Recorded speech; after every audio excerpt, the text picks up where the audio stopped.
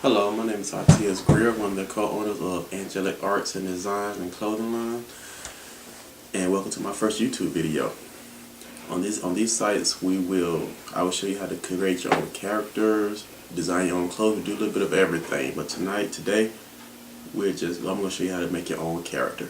Now, I'm a comic book person. I'm a geek when it comes to that stuff. And my favorite are Marvel and DC. I love them. So tonight, I'm going to show you how to create your own character.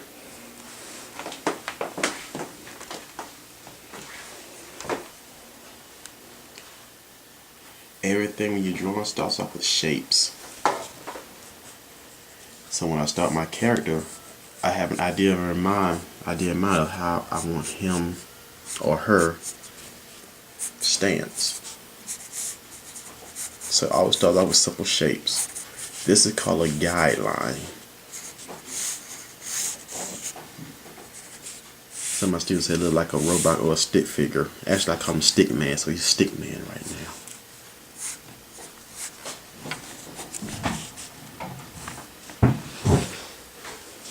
This is the beginning of my character.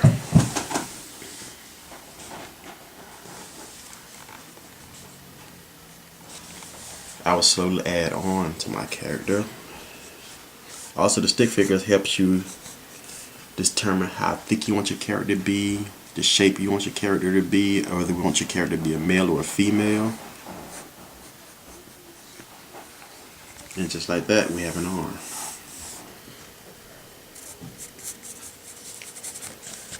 Then I slowly go down the thighs, make the leg. Then I create his foot. That's one side of my character. And I come along the other side, do the other arm.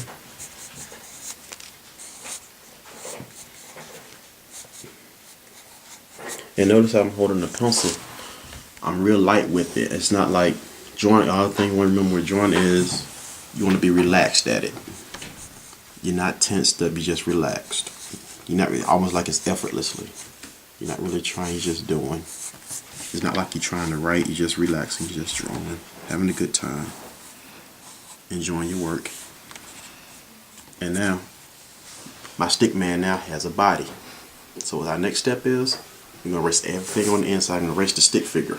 So we no longer need it. It's done its job, so we take it away. So I slowly erase. Another thing, you don't want to press down too hard on your pencil.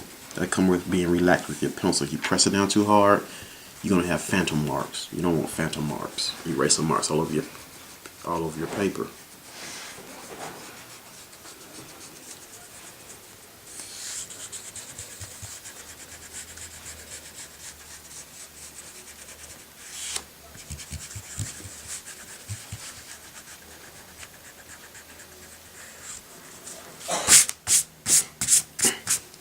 Now it's no more stick man. It's a character ready to be developed. Here's the fun part. This is where your imagination comes into play. You design your character however you want. I may give him some gloves.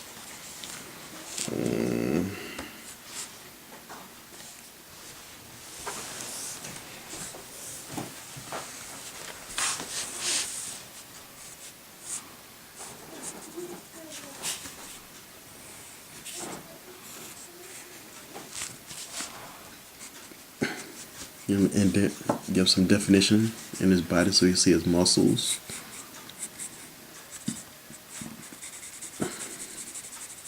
A little bit of shading. Bring the character into fruition.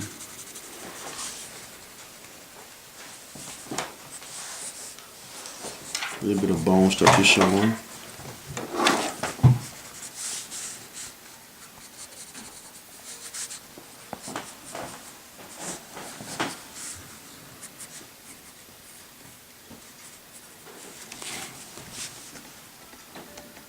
Then I started creating his mask.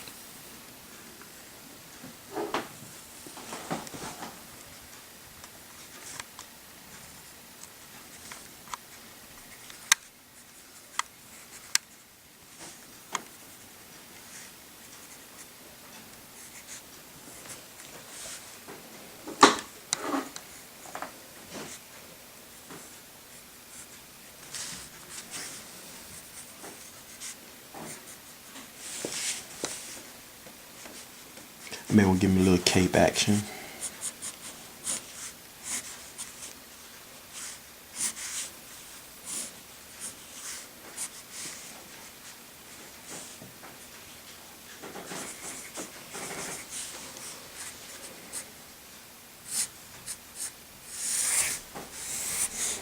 And you also want to make the cape look like it's alive, give it like a dramatic flair, like it's just as alive as the character is wearing the cape.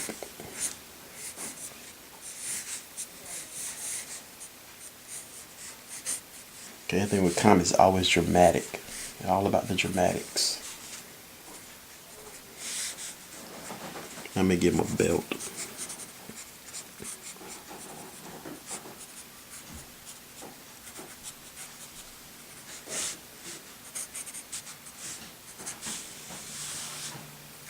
And a couple more details to his costume.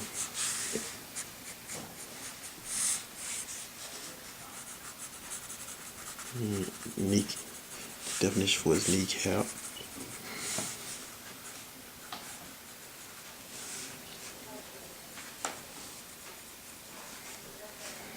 And a bit more shading in around the eyes.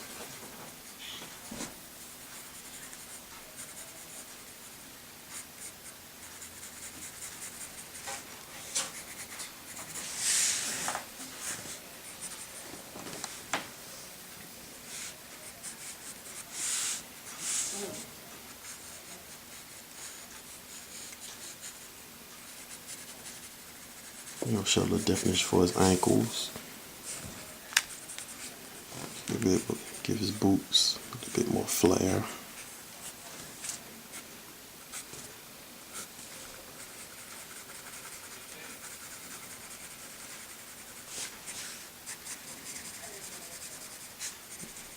And a bit more shading. Shading is very important. It brings out your character.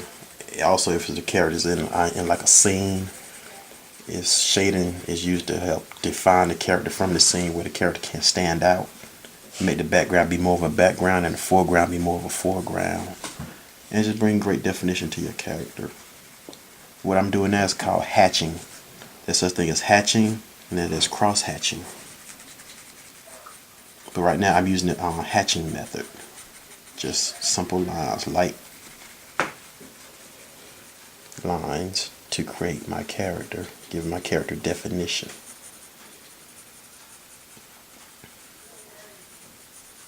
So it doesn't look just one-dimensional.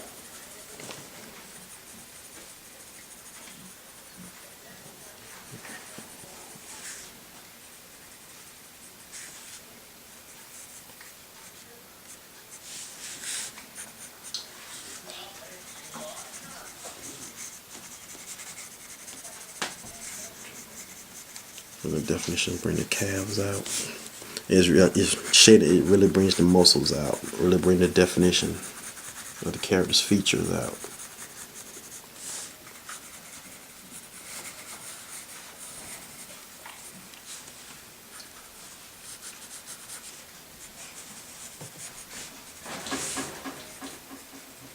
And like that, that's how you create your character.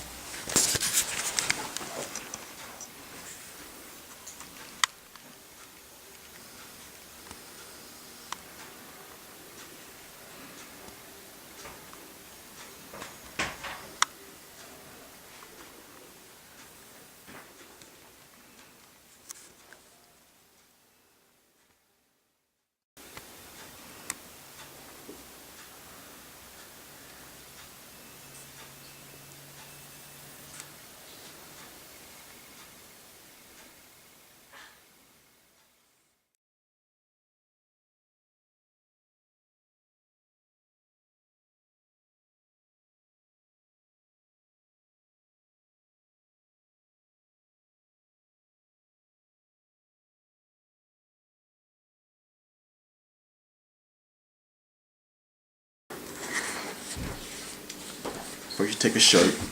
A shirt is your canvas. Shirt would be your canvas, and you pick a design. You have to stencil it out first. Stenciling is where you cut out. You draw your design. You cut it out. Once you cut it out, it becomes a stencil.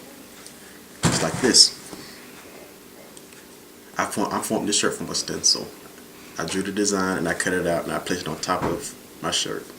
And I painted it as I'm about to show you right now. This is one of my designs. And what you want to do, once you have your stencil, you want your Scotch tape. You want to tape your material down to the paper, so as you're painting it, it won't move. Cause if it moves, it'll mess up your whole design. You don't want that. So once your stencil is taped down, nice and tight.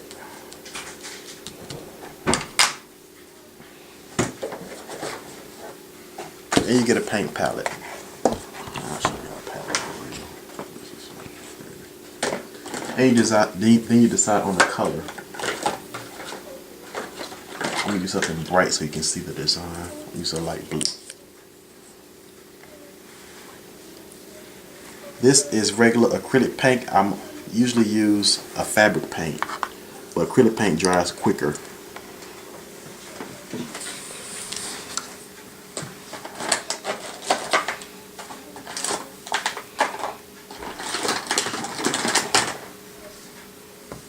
This little tool here is called a sponge brush. This is what I use to paint in my design. And what you do, you dab it in the paint, and then you dab it onto your stencil, like so. Always press up and down. You don't want to smear. If you smear, the paint could get under the stencil and ruin your design. So just go up and down.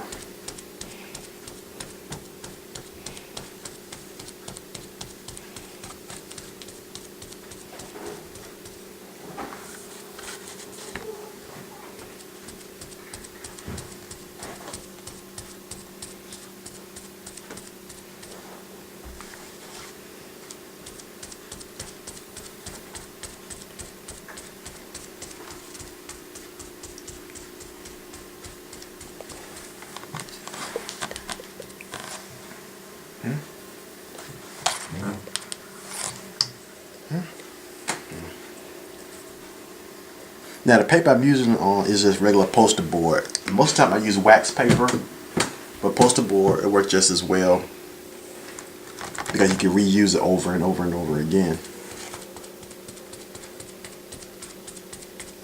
And also when you make your stencils, you always want to have a safe place to keep them, like in a portfolio. Just keep them nice and keep them getting wrinkled so you can use them over and over again. And once you're done stenciling, once you're done with your paint, gently remove the stencil. Oh God, you could.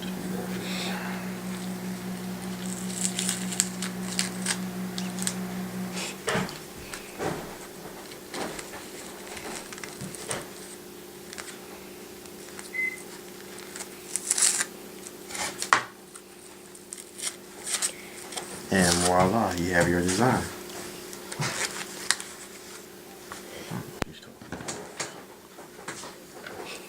And just like that, you have your design. This design is my logo for Angelic Arts Designing.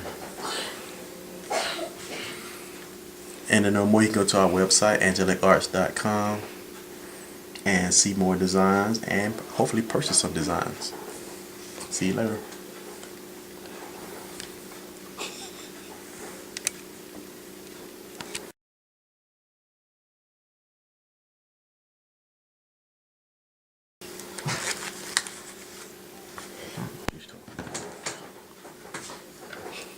And just like that, you have your design. Thanks for hanging out with me tonight. I'll see you next time.